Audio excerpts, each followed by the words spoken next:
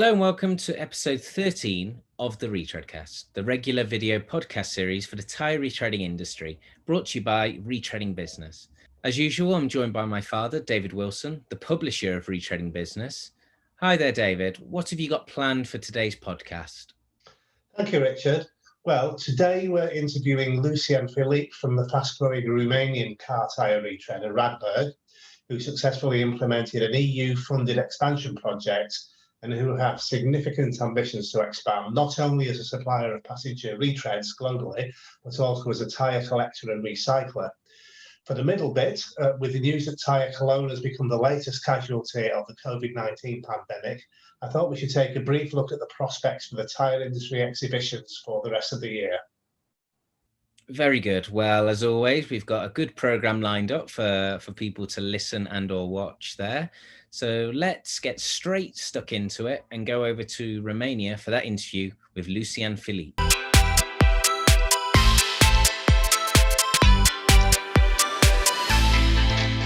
Today on the Retreadcast, we're going over to Romania to talk to one of Europe's fastest growing retreaders.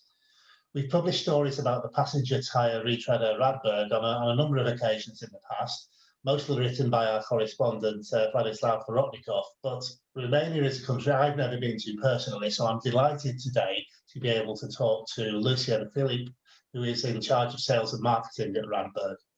Good afternoon, Lucian, and welcome to the Retreadcast. Hello, nice to be here. In the interview we carried out in issue 2023 of Retreading Business, you talked about the planned expansion project that was due to commence production in June, involving the purchase of new moulds and presses that would result in a 30% production increase of the plant. Could you please bring us up to date on the progress of that project, and has its implementation been affected by the COVID pandemic? The pandemic delayed us for a bit. We are now, even though we had to finish the project in June 2020, right now we are at 2/3 of the capacity. The last third of capacity is still delayed because the new molds require a special type of presses, with just arrived from China. The project should be finished in about 3 months from now. The molds which we have now are produced in Europe, and some of the presses in China, and the rest of the presses are produced in Europe. Okay, so you also talked about a plan to invest an additional €5 million to purchase 200 more molds and 40 additional presses. Is this plan still live, and what time scale do you have for its implementation?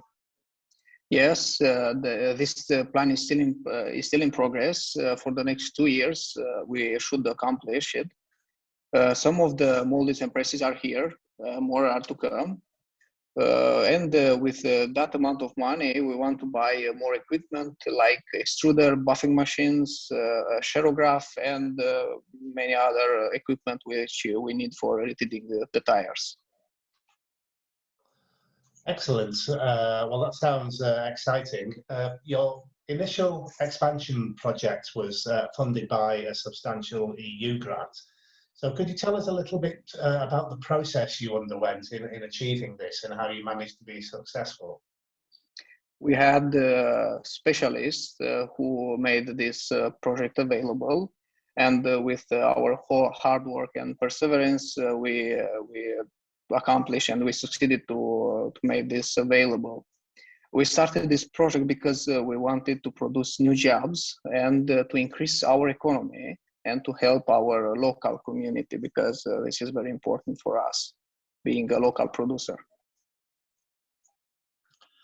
Absolutely. So yeah, let's talk about Chinese tyres for a moment. You've been very successful in overcoming the impact that these cheap tyres from China have had on the market. So can you tell us a little bit about how you've achieved this and how you think the influence of Chinese tyre manufacturers will affect the retread market in the future?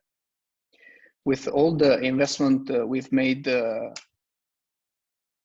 until now, we succeeded to increase our production line, which allowed us to negotiate for the raw materials and with lower cost for the same quality of raw materials, helped us to keep our production in Europe. And of course, because of the pandemic, people begin to understand the dire situation of the environment, and now they are choosing our green tires.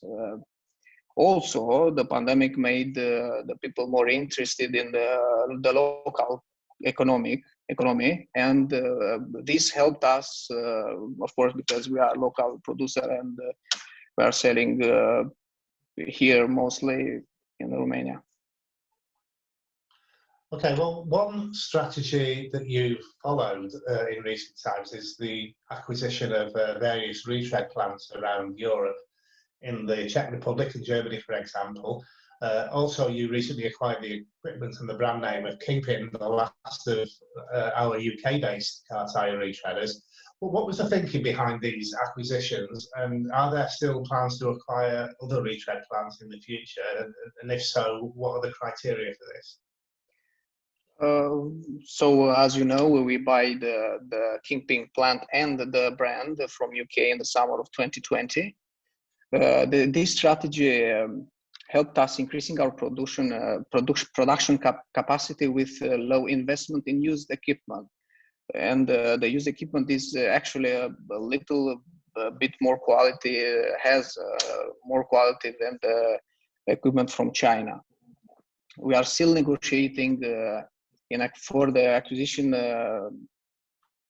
to buy another production line, but until then we can't tell you more. We will tell you more about in the next interview which we'll have, if the negotiation will come to an end. If not, we'll have nothing to say. Sure. Well, we look forward to hearing about that when the time comes. So, tell us about your plans for increasing your presence in export markets. What's your strategy for achieving increased presence globally, and which are the key target markets? We are now have wholesales in South America and Africa, and we sold tires in UK, but the Brexit hold made that sales on hold, and right now until we may make our plan for the future, we put that sales on standby. We will start by selling tires online in Germany and Switzerland, where we are tire collectors. And then we'll start selling in Austria, Hungary, Bulgaria, and all the country around Romania and in Europe. Why not? Absolutely. So you've explained in previous interviews about the importance of increasing your product range, including covering almost all the sizes available on the world market. Tell us something about your plans in this regard and the timescale you envisage for achieving it. As I told you, we have already purchased new molds. The first batch arrived during the pandemic of 2020. The second batch should arrive in the next month, and the third batch should arrive around the summer this year. The molds are produced in Europe, and the molds are mostly for the sizes of 19 and 20, because we have for 17, 18, 16, and the others which we are already selling good enough. Having all the sizes in our portfolio, it's a little hard, but it's a plan for the future. We want to make all the sizes available, because we want to have all the market.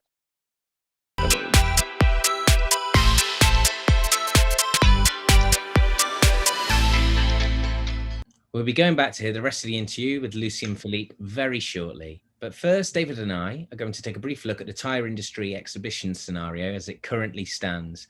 The big news on this front recently was that the Tire Cologne have cancelled their interim 2021 event, which leaves us once again with the prospect of having to wait until autumn for the industry event calendar to become active again. It also confirms what we've been fearing for a year now, that we're now set for a shutdown next spring as the Tire Cologne and Autopromotec go head to head, with both organisations planning for major events in 2022. So, David, what is your current take on how the lie of the land is with regards to trade exhibitions? Well, I think, to be honest, the Tire Cologne's cancellation is not surprising at all, given the current COVID situation. But it is interesting that the Tire Cologne cancelled due to the feeling that the market wasn't yet ready for a full virtual show. Now, we recently attended the Autopromotec's Futurmotive event, and whilst that was an interesting and worthwhile experience, I had the same feeling as that I expressed by Kilmesser, to be honest. In the meantime, though, Autopromotec haven't yet announced what they're going to do this summer. There may be something, but whatever it is, it obviously won't and can't be a full-scale event. Definitely. I think Futurmotive was a very interesting sort of like way to test the water for these virtual trade fairs, and a great way for Autopromotec to assess how people reacted to that. So they're definitely in a strong position with regards to virtual events. But I suppose the cancellation of the Tire Cologne was always something that was probably on the cards, if we're being brutally honest. So what's your opinion on the clash that is now scheduled for next year between these two events?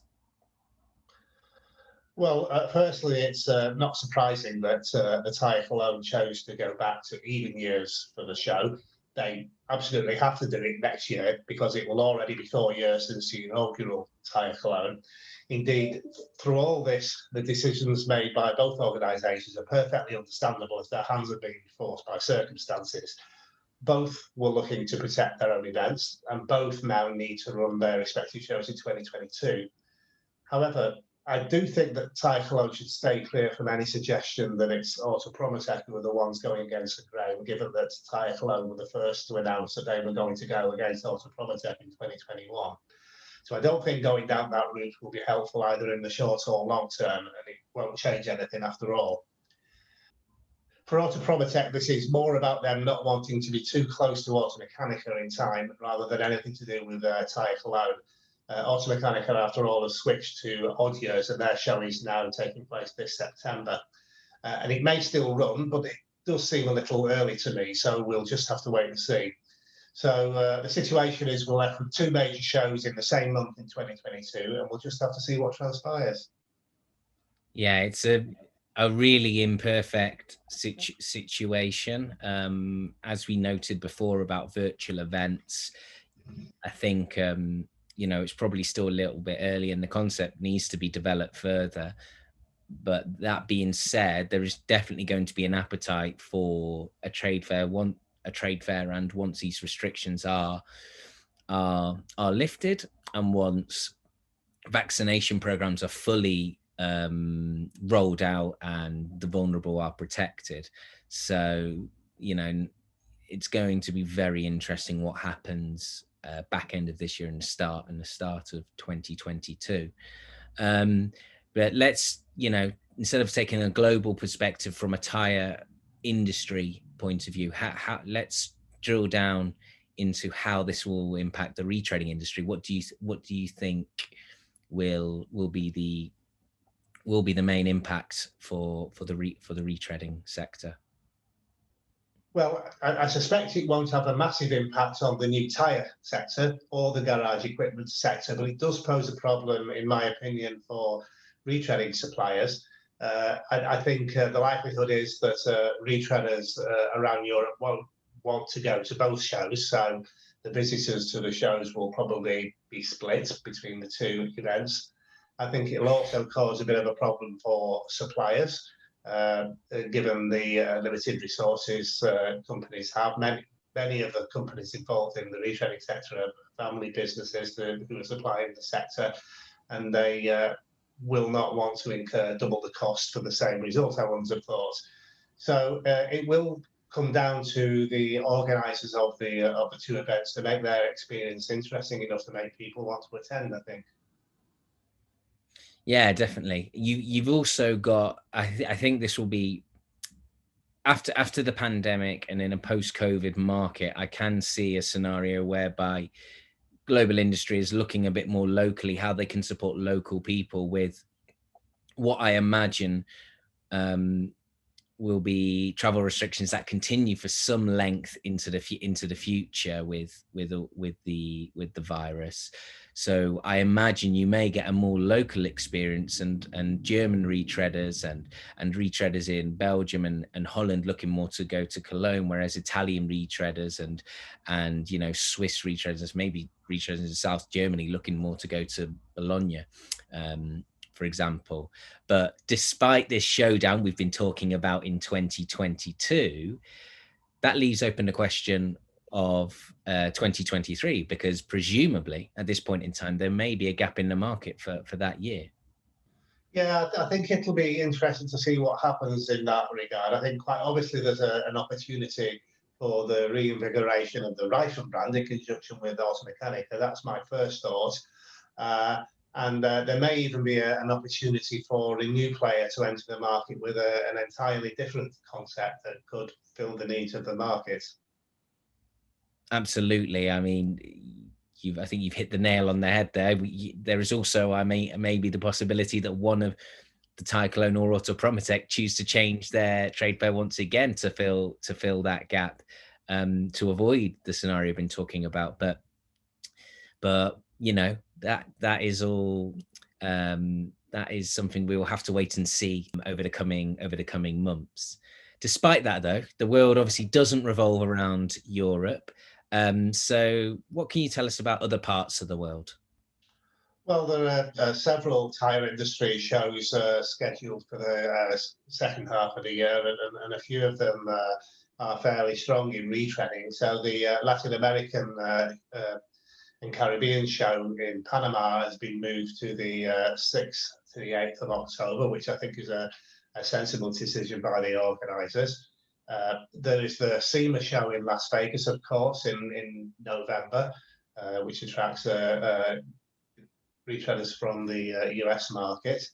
There is Tire Expo Asia, which has now been moved to the 17th to the 19th of November, which ought to take place really, given that it's quite late in the year, and also that Singapore seems to be well advanced with their vaccination program. And the other show which is of interest is the PNU show in Brazil, and that was cancelled from March, and we're still waiting to hear what the organisers are planning to do there. It's hard to say, but the three shows that have already announced their dates should all go ahead, but it's also worth noting that the date itself that's been scheduled is not the only important thing. Organisers need to sell space at their events, and with still a lot of uncertainty about vaccination programs and when countries will open up to international travel, things are still very uncertain.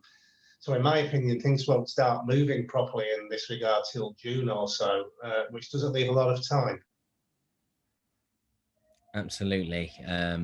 Yeah, the time passes so much quicker than what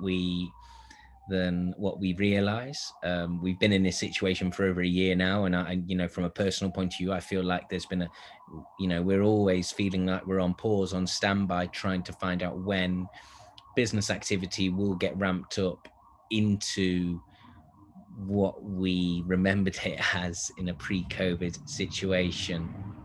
So I suppose at the moment we still have no clue as to how the shows later this year will pan out. I'm afraid that's right, Richard. Okay, so there we have it. It's quite clear that I think that the industry will be desperate for international events and business travel to get back to normal, as we've alluded to previously.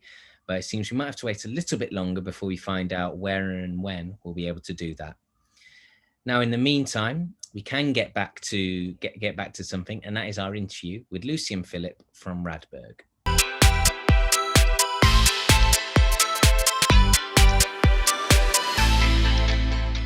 Okay, so you've also talked about the importance of improving your tyre collection network around Europe in order to have control over, the import of casings.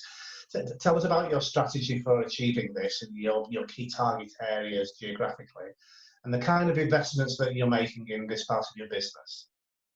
We invested in personnel, in logistic and communication mostly. Right now, I think you know already, we are in Switzerland the biggest collector, Tire collector. We have 12 years of experience from there. We applied that strategy in Germany. We started to collect around August or June. And right now we already have 10 deposits opened in Germany, where we already collect and we have our fleet. And I think this week we just, this week we just extended in the Vienna, Austria, with our first deposit. With hard work and perseverance is the same strategy. We just don't give up, and we try to fight with the biggest collectors in Germany and Austria. And until then, I think we can succeed. Because we have, as I told you, 12 years of experience for Switzerland. We know what we are doing, and this is our. And the goal is to become the main collector in Europe. This is our goal, because we need the sizes, the cases for retreading. Because if we don't have the cases, we can't produce any tires. Absolutely, well, that's certainly the case. That's certainly true. So finally, Lucian, I wanted to ask you about your approach to tyre recycling. With a fast-growing tyre collection network, tyre recycling is certainly going to play an important role in the future. I know you have a tyre recycling facility in Romania already, but can you tell us what your plans are for the tyre recycling sector in the future? Do you have any plans to expand your activities in this sector on a wider basis? As I think it should be for everybody that recycling is the most important part, because we need to protect our environment. It is the only one which can sustain right now the life until we go to Mars. We have a little to wait until then. We are developing our research and we want to acquire a rubber pyrolysis. And with the pyrolysis, we can close the whole tire business cycle. And we can have a closed cycle. This is a project which will take around for 3 years. Until then, we can still recycle tires in rubber pavements, in the rubber granules, and with tire retreading until we have the pyrolysis. Well, we look forward to reporting on that project in the future, certainly. Well, thank you very much for your input today, Lucian. You're welcome. We wish you well with your growth plans. We look forward to talking to you again on the Retreadcast very soon.